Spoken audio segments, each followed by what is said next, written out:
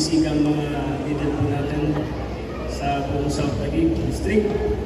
Ang ilan sa kanila ay mga kasama ko at ang ilan naman ay mga kasama ni Pastor. So sa kaunting panahon ng magsasama bilang yung associate pastor o bahagi po ng inyong ministry ay ngayon po ay aking po pinapasalamatan. Pinapasalamatan ko po ang mga panahong dito sa South Taguig po, no? Ang mga panahon na tayo naglingkod ng may mga ngitian, pinawisan na may mga hirap din. So, chine-cherish ko po yun sa aking pong buhay. At dito naman po sa Central Taguig po, ay ako po ay medyo kinakabahan. At pinapanalangin sa Panginoon na tulungan niya ako sa pag-lead ng distrito ito. Dahil ito po yung kauna-unahan ko pong pagtayo bilang district pastor sa biyaya po ng Panginoon na magkatulungan kami na isulong ang gawain sa iglesia, sa buong iglesia ng Central Taguig. So, salamat po sa inyo.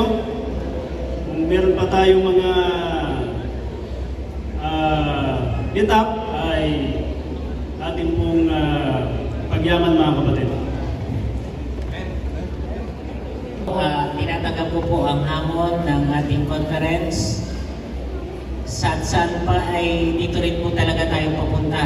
Bagaman may kalungkutan, para lamang po itong isang anak na nag-asawa, masaya na malungkot, pero ang gawain po ay nag-multiply. We've been praying for this for so long, na tayo po ay mag-duplicate, mag-multiply, at mag-discipleship.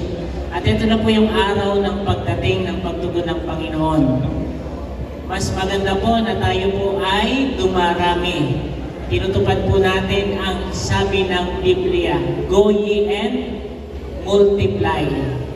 Mag-multiply ang mga leaders.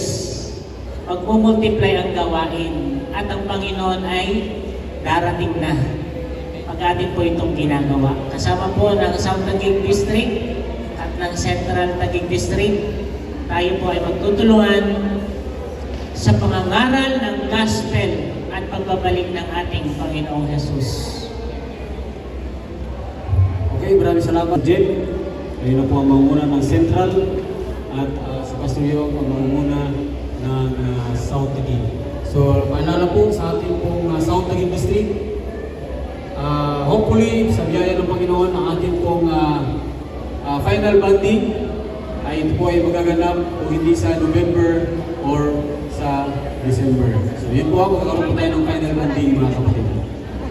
Pastor? Sige po, ating ipag-pray sila, mga kapatid. Pastor Lito at mapagmahal, dakila po namin Diyos.